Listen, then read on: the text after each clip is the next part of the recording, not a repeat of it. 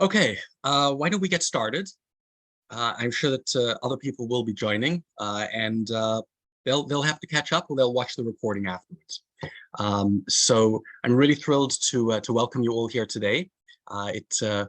Mostly new faces, although Joey, I know you very well. Itzik, all the way from Germany. Nice to see you today. Welcome all, and thank you very much for joining. We're going to be spending about a half hour or so now looking at a number of campaigns and concepts that I believe can help grow your organizations. Now, one of the things I recognized when I was looking through the people who were replying for today's webinar, the overwhelming majority are actually from schools.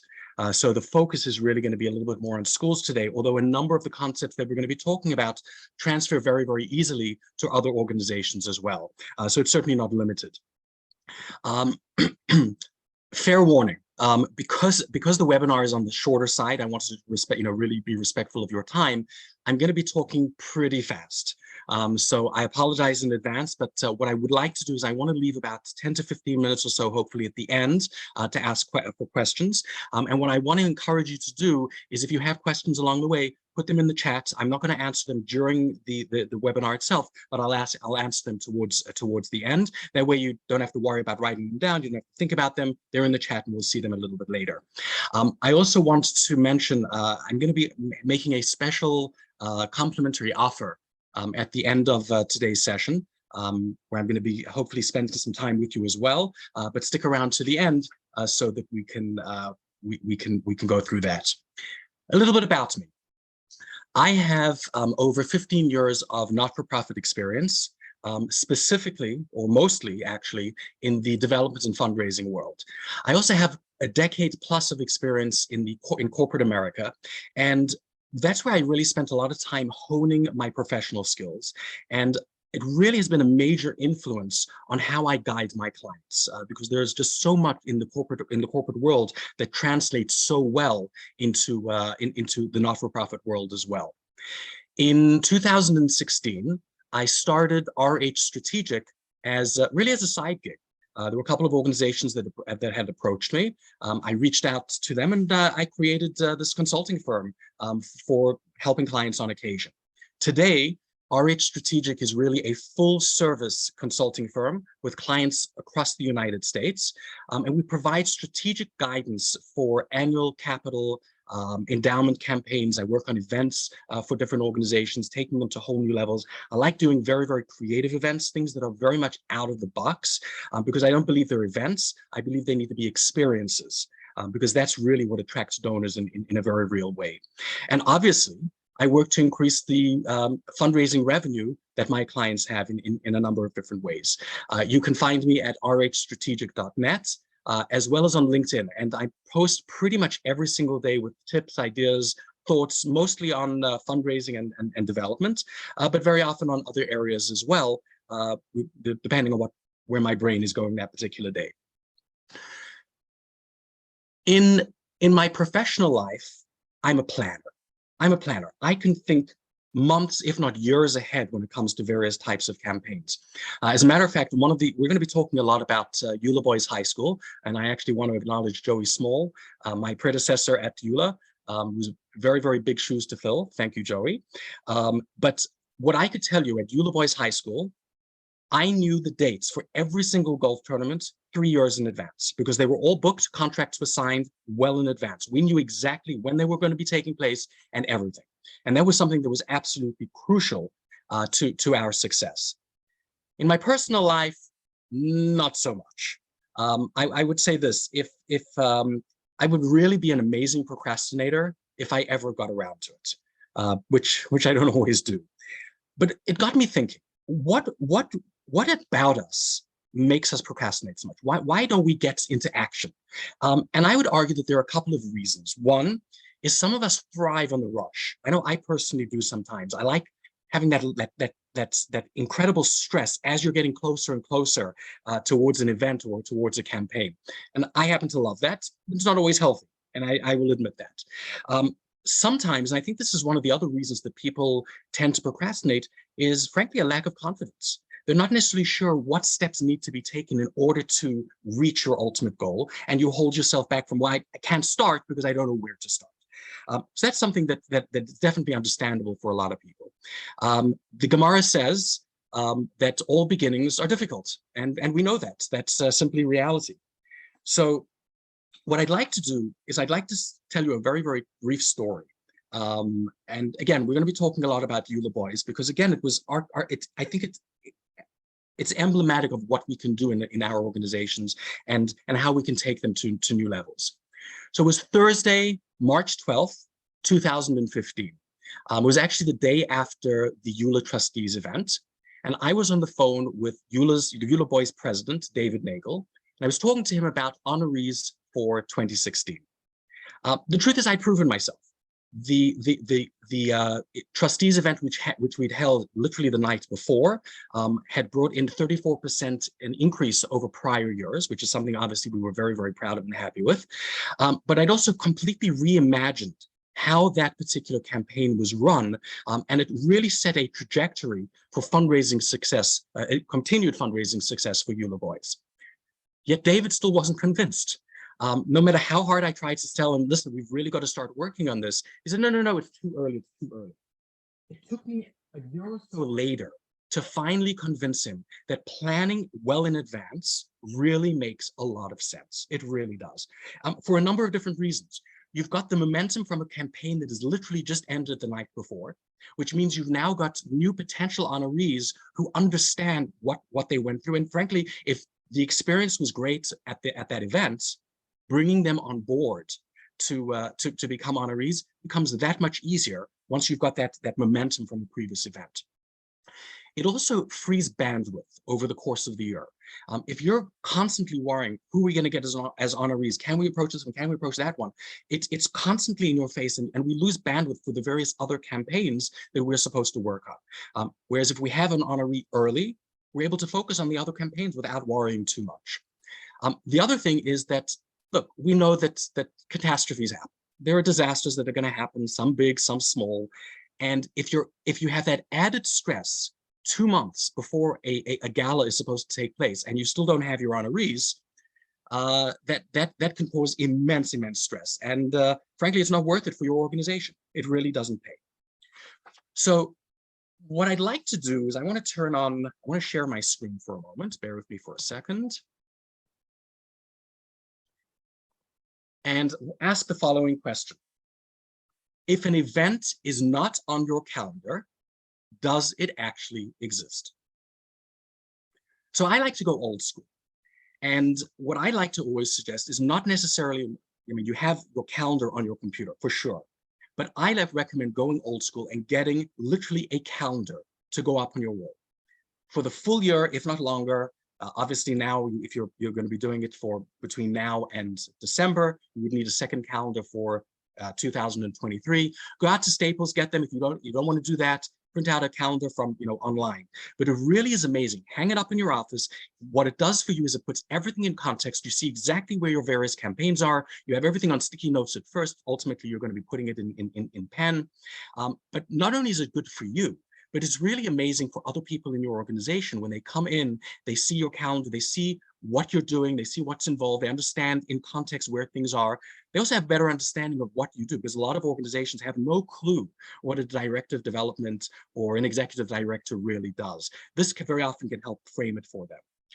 Obviously, it goes without saying, for Jewish organizations, make sure you take take note of the Jewish holidays, because they move all over the place, as we know, and that can impact your fundraising and how you lay out your campaign depending on when you put your various events together.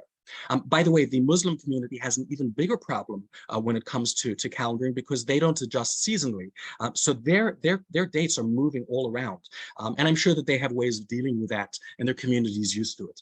But it really is something very, very important. Again, get it on paper, get it in front of you. It's something that I really firmly believe will help you in a very, very real way.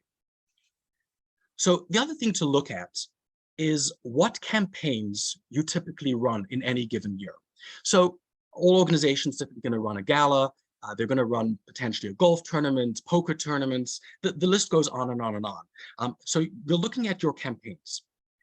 The next thing that I always like doing is examining, what time of the year those campaigns are typically taking place. And most organizations you'll find will typically do their events at the same time every year. And I believe that there are two reasons for it. Some are strategic. So from a cash flow perspective, you want to be sure that, especially for schools, May, June becomes very, very tough when it comes to tuition. Very often schools will hold their dinners in May or June in order to make sure that there's additional funding coming in for that year and for next year, et cetera, et cetera.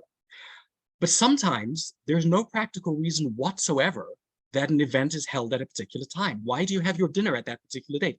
Sometimes no one knows in your organization. Sometimes it's simply tradition, nothing else. So what I like to do is look at your various events, look at your various campaigns, and ask yourself if they're working, and specifically if the timing of them is working as well. Would the event potentially be more effective at a different time of the year? So I want to go back to Eula Boys for just a second. Eula Boys ran a great campaign every single May. It was called the Serum campaign, and it would typically bring in around $15,000 to $25,000 a year. The beauty of this campaign, it was a culmination of all the Torah learning that the students had done over the course of the year. Parents were excited about it. It was really a fantastic campaign. But one of the things that I noticed was that parents were absolutely exhausted. They were exhausted for two reasons. One, they spent the entire year with their kids and with their other kids at other schools and various things going on in their lives and parent-teacher conferences. They were just absolutely exhausted. They didn't want to go to another event necessarily, even an exciting event like the Serum campaign. The other reason is that by the time you reached May or June, the end of the fiscal year, there was major donor fatigue. And not only from Eula, but from other organizations that were asking parents for money. So it became an issue. So what we did was we converted the program and changed the campaign and moved it to become a scholarship breakfast in December. So there were a couple of reasons that we did this. First of all, the theme was very, very fitting for the school, made a lot of sense. And most importantly, we were capitalizing on year-end tax deductions. So we're giving the donors something. It's not just give us money, it's we want to give you an opportunity to save money. Here's something we can do for you. The first year of income was $55,000, which is something that we were obviously really, really excited about. And it just grew from there, 67,000 and grew onwards. And the structure, I should tell you, was exactly the same as your typical dinner. We had honorees, we had events chairs. The honorees were asked for their lists. We had committees, everyone was making phone calls. Again, running it like a mini dinner was what led to the success of this particular campaign, which is really something tremendous. Obviously, one of the things that we did, which was really a major money saving, is that it's a breakfast versus a dinner. Breakfasts are significantly less expensive to run, but the donors still feel very, very much at home. They still feel very, very comfortable giving, and they're getting something in return, which is great for them. One of the other things that we did was we actually held the event not in an event location or an event space, but in someone's absolutely gorgeous backyard. Didn't cost us a cent. And I believe, even though I'm not at Eula anymore, I believe that they still go back there every single year because it just makes so much sense for them. So what I'd like to ask you to do is to really ask yourself the following question. The first question, I know the answer that every single one of you is going to give, and that is, are your current campaigns meeting the schools or your organization's financial needs? You're on this call. The assumption is, no, your campaigns are not. And that's why we're talking. So the next question is there a need to create new revenue producing campaigns, or can you tweak the campaigns that you already have in order to continue doing the work that you're doing? Most important question, and this is an individual question that only you can answer for your individual organization, and that is, can your donors handle being asked for money yet again? And only again, you can answer that question. By the way, a PS on the Eula CEO. It continued bringing in between $15,000 and $25,000 every year without the school really even asking. They notified everybody that it's happening, and donations were coming in. So not only did the school bring in 55, 67 and additional money from the scholarship breakfast, the Serum campaign was still producing money. Okay, so we have our initial campaign calendar, but now we need to talk about what we can do to really bolster our fundraising over the course of the year. One of the things that I talk about a lot, because it's something that I believe in so passionately, And that is what I call the culture of philanthropy. And creating this type of culture within your organization is not only profound, but can have absolutely long-term effects well beyond anybody's imagination, simply by showing gratitude. And this is where I'd like to talk a little bit about gratitude events and why I believe that they're so crucially important. First of all, be aware, they're not overly complicated events to put together. You're not asking people for money, you're not asking for donations. You're simply reaching out to them to ask what they're able to, to join you for frankly, a fun event. And so it's very, very easy to move around. I have a couple of ideas for these type of events. Sorry, I hit the wrong button there. My apologies. So one event, again, a lot of places can do this. It's very, very easy, are comedy events. I happen to love comedy. I always enjoy laughing. One suggestion, though, and I believe it's very, very serious, always make sure you speak to the comedian in advance so they are very much aware of what they can say and what they can't say. There will be nothing worse than having a comedian get up at a cancer organization and joke about cancer. Don't take anything for granted. Most comedians know that you're going to have a conversation with them. If you don't, they're going to assume that everything's okay and they can continue doing the things that they want to do. By the way, there's a picture, as you see, of Jerry Seinfeld on the screen. Jerry, I priced him out for an event. He charges $500,000 plus an additional $100,000 for a private jet, plus an additional $50,000 in random expenses that may or may not come up. Jerry's great, but I'll tell you this much. There are a lot of other amazing, amazing comedians out there that can really take your events to whole new levels. You don't need a Jerry Seinfeld necessarily. One of the other events that I've run, this one was absolutely amazing. I brought in a professional Simon Says entertainer. This was an event for major donors, and I kid you not, for 45 minutes, this guy had every single member of the audience in the palm of his hand. It was incredible to watch. He was 17 steps ahead of everybody. No one could beat this guy. It was just really a fun event. One of the other events that again, very, very easy to put together are wine and cheese events. I happen to like the idea of wine and chocolates, gourmet chocolates. I actually did an event like that relatively recently. Chocolate's a little bit more fattening, but again, the events are a lot of fun, especially when the chocolate is very, very well paired with some excellent wines. And again, it's an opportunity for your donors and your supporters to meet with the leadership, etc. But I would also very strongly encourage you, if you have access to, let's say, a consul general or an ambassador, a celebrity, bring them to the event. It just adds to it. It makes it more fun, and it makes it that much more interactive in a lot of different ways. I believe in trying to do at least one fun donor appreciation event each year, because the reality is, and we all recognize this, that without our donors, without our supporters, our organizations would look very, very different from what they do now. So I take these very, very seriously. Another campaign that I ran, actually coincidentally at Eula Boys, was a campaign that centered around Thanksgiving. I grew up in South Africa. We didn't have Thanksgiving in South Africa, so I tend to take Thanksgiving very, very seriously. The reason that Thanksgiving is an amazing time to reach out to donors is because you're not necessarily asking for a gift. As a matter of fact, don't ask for it. That's the whole thrust of this. It's just an opportunity to say thank you for their support. So the campaign that I launched at Eula Boys High School was what I called the Thanks for Giving campaign. And the idea was actually relatively simple. I found a student who was an amateur photographer. I asked him to give me a number of photos that we could use for this particular campaign, and we chose 4 or 5, and we had them printed on note cards. The back of the card had the name of the student, the year that he graduated, and information about the picture, what camera he used, the type of lens, the aperture, stuff that frankly, I'll be honest, I had absolutely no clue about, but it added an element to what we were doing. It wasn't just a picture. We then went to all the students in the school, or most of the students in the school, and asked them to write thank you notes to all the donors on every single list that we had. What we did was I provided a script or a text for every single student. One of the things I bemoan is the lost art of note writing, specifically handwriting notes.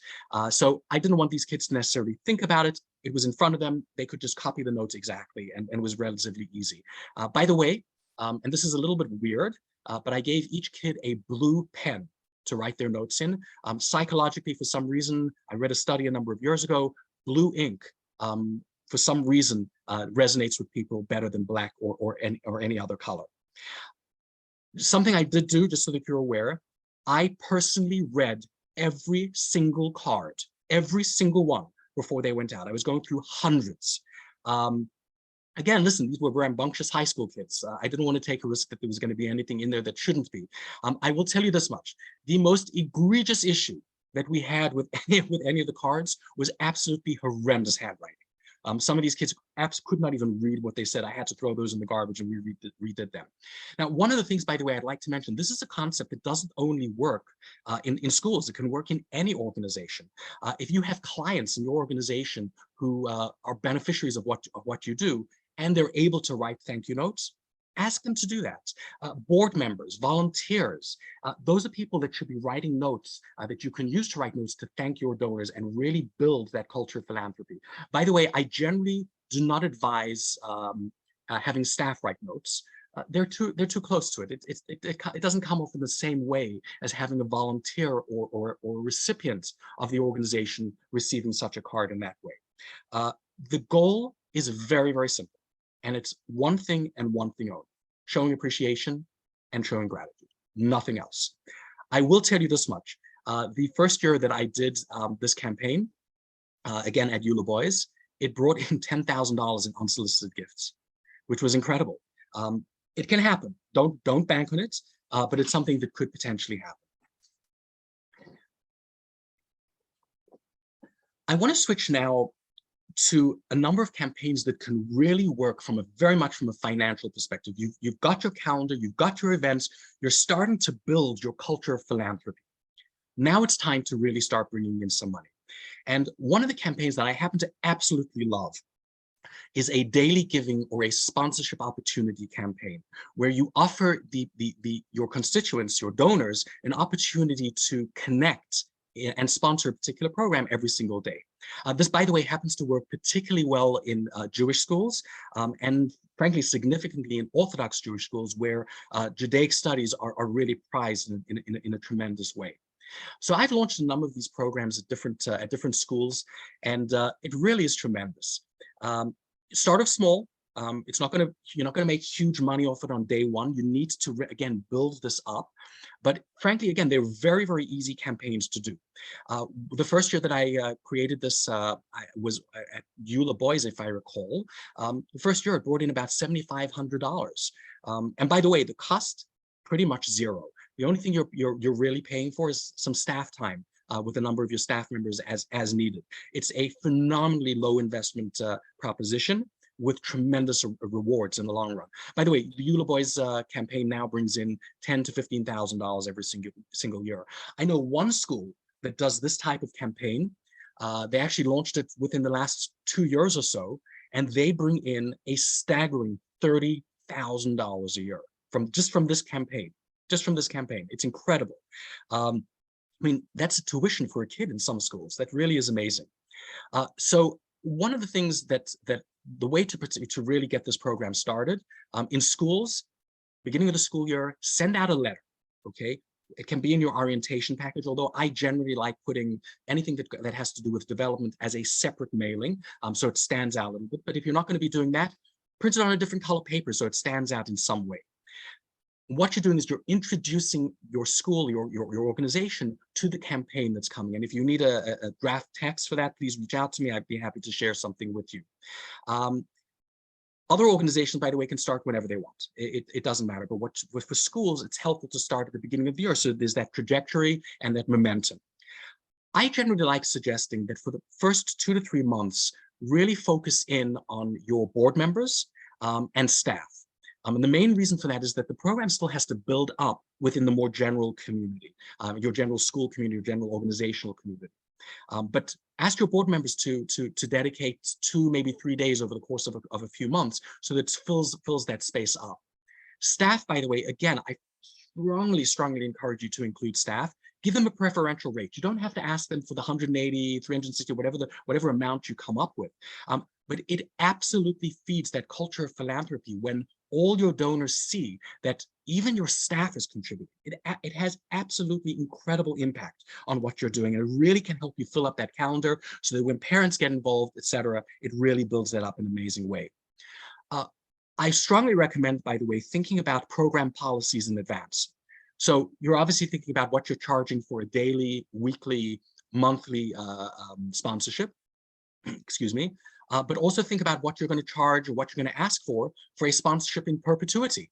Some people would want to sponsor for a yard site to celebrate, or not celebrating, commemorating the passing of a loved one. The challenge with that, just be aware, because it's based on Hebrew dates, Jewish calendar, you have to move it around. You have to figure that out. If it is in perpetuity, you don't want to miss a date, because that can be devastating for a major donor who's donated a significant amount of money for this. The other question to ask yourselves is, are you okay with having more than one sponsor per day?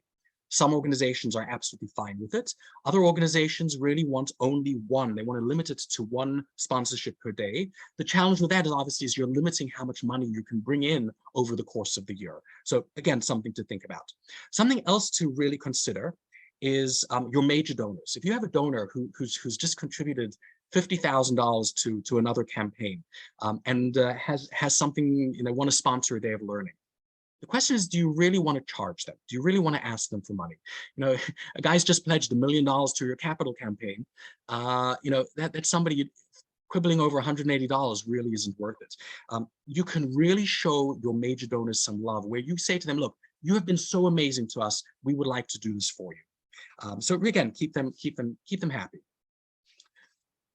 Another type of campaign, which frankly is not that simple to do, they're actually very, very intense, but they have profound impacts, not only on your bottom line, but also very, very significantly on your culture of philanthropy, which again, I've spoken about and will continue speaking about ad nauseum. And those are crowdfunding campaigns. The results for crowdfunding campaigns are not just dollars and cents. They can be an absolutely major catalyst for cultural change in an organization where that culture of philanthropy doesn't necessarily exist yet. So I'm going to go back again to Eula Boys. In 2015, I ran a crowdfunding campaign. The goal was $500,000, and we raised that actually a little bit more. It was a very, very significant amount of money for this new campaign, which we're obviously very, very excited about. What we did was we created a command center. Now, this command center had literally dozens of students, parents, board members, staff members. I even remember the security guard came in, and the whole reason they were there was to make calls. That was it. It was all business. In fact, if anybody was disrupting, they were asked to leave. The focus was really picking up the phone and calling as many people as possible. There was no messing around. One student in particular, Evan, an amazing kid, I kid you not, in the span of 24 hours, made over 400 phone calls. I have no idea how the kid did this. It was really incredible. It was absolutely unstoppable. And all the other kids that were there, even the parents and adults that were there, were so motivated seeing how he was pushing this forward. It was really something absolutely incredible. I do, however, want to give one caveat. When it came to this very, very first campaign, I was not prepared. I really was not prepared. So the campaign was scheduled to end, I think it was around 8 p.m. And at about 2 p.m. or so in the afternoon, 6 hours to go, we were at 70% of our goal, and we ran out of names of people to call. Absolutely ran out of names. It was a very serious problem. Don't ask me how I did this. I somehow managed to pull a rabbit out of the hat, and we were able to adapt quickly, and we finished the campaign very, very strong. What I would like to suggest, if you are thinking about doing a crowdfunding campaign, please speak to me. I'm actually a coaching partner with CauseMatch, and I happen to believe that CauseMatch really is the platform to use when it comes to crowdfunding. So happy to talk to you about that as well. Okay, again, talking about that culture of philanthropy, one of the things that schools in particular very, very often neglect are their alumni. And I get it. I get it. Alumni don't bring in money on day one. If you're in an elementary school, you've got to wait for them to graduate high school, to graduate, to spend a year potentially in Israel on gap year, graduate college, potentially graduate from graduate school. You're talking about 10, 15, 16 years between when they graduate from your elementary school all the way through. So the question that comes in is, there's no money right now, but what should we be doing to cultivate that cohort? And I believe that it's absolutely foolish if we don't. So my question is when do you bring your alumni into the fold? Because I'll be honest, if you're bringing them in 2 weeks before graduation, it's too late. It's really too late. But you have an opportunity now to really engage your future alumni in a very real way. Worst case scenario, start talking to them during orientation week for seniors. Start talking to them then. Let them, not asking them for money, but you're telling them about what the Alumni Association does and the value that the Alumni Association will bring them in the long run from a networking perspective, from a social perspective, etc. The ideal, though, would be to start in 9th grade. For elementary schools, start in 6th grade. Again, you're talking to them on their own level, but start talking to them about it. It's what I call the Princeton model. So Princeton, and not only Princeton, many colleges do this, they will have the Office of Alumni Affairs, or whatever they're called in different places, during freshman orientation. They are meeting with the freshmen. They know that they've got 4 years before any of these guys, any of these kids are going to start making money. But they also know that once they've graduated, once they've developed that relationship with them over the course of time, that when they graduate and they start working at a hedge fund, or when they start, when they finished law school and they got an offer at an amazing law firm and they got a bonus, they are primed and ready because they know that you exist. I happen to advocate, and I believe in asking your alumni just before they graduate from your school, and again, this is more for high schools in particular, ask them to give a donation of something that's representative of their graduation. So for example, a graduate coming up this year, 2023, ask them for $20.23. You're not getting rich from these programs, but what you are doing is you're building up a culture of philanthropy, and you're developing a relationship where if they've given once, they're going to give again. Next year, you go back to them. The following year, you go back to them, and you slowly but surely keep on increasing the amount of money that they give, to the point where they become one of your regular donors with an additional title of an alum. Again, it's that habit. You're trying to build that habit of philanthropic culture. By the way, I also suggest if a student can't afford it, don't push them. Maybe ask them to contribute even $1. You want 100% participation, because that really is important. But again, what the kids can afford. And by the way, very important, this money should not come from parents. Most kids nowadays have some savings, or they work, or what have you. Ask them to contribute from their own pockets, because it becomes that much more meaningful for you. And by the way, again, we all know this, invite your graduates to your various events, offer them a preferential rate. You're building that culture, you're building it up so that they understand the time is ultimately going to come where they will be asked to contribute as well. One of the things I want to talk about very, very briefly are golf tournaments. Happen to love these, and I'm mentioning it now, despite the fact that the reality is that putting a golf tournament on in 2023, essentially in about 6, 7, 8 months, that's intense. I'm not necessarily sure it can be done in such a short time, especially the strategy that I advocate for golf tournaments. So I want to touch on this briefly, because actually on September 14th, Wednesday, I'm going to be holding a special webinar specifically on golf tournaments with RH Strategic's expert on golf tournaments, Michael Bernstein. I'll be sending out a save the date for that as well, and I definitely encourage you to attend. So I want to go back to EULA Boys for a moment, and mention that when I first started with EULA, the golf tournament was bringing in about $425,000 a year. Now, by the way, that happens to be incredible. Thank you, Joey. Really happens to be incredible. Most golf tournaments will typically bring in 125, 175, if you're really lucky, $200,000. So I started off at 425, which was amazing. By the time I'd moved on from EULA, the golf tournament was bringing in $850,000. Now, I have to tell you, that's big leagues already. Anything over $500,000 when it comes to golf tournaments is a big deal. The key, by the way, to this golf tournament's success was that parents were not involved. This was all about business money. It was external money because of the connections that the president of the school had. And by the way, many organizations have this. It's not something that's unheard of. You've got to sometimes tweak it a little bit. And the whole thing was to understand the following. It wasn't the Eula Boys Golf Tournament. It was the Decron Properties Golf Tournament benefiting Eula Boys High School.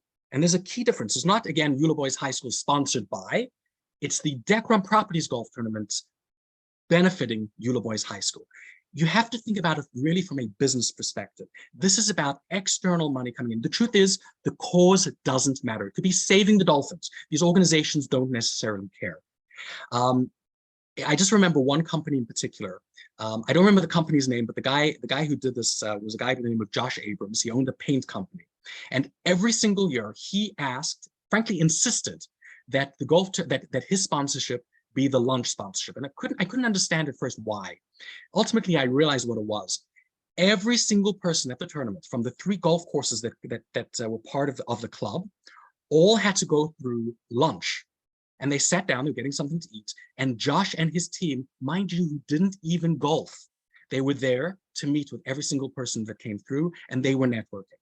The reality is, to this day, we have no idea how much money and how much business was generated on that golf course over the course of the tournaments. But we know that it is in probably the tens of millions of dollars. You are bringing such incredible value to these business people. It pays you back in incredible ways. So again, save the date, Wednesday, September 14th, and hopefully we'll see you there. I want to, before we go to some questions, we don't have a huge amount of time. I just want to talk very, very briefly about a couple more ideas and a major pet peeve of mine. So the first thing is giving levels. We all do them for our dinners, for our galas, etc. But the question is, do they come with perks other than the dinner itself?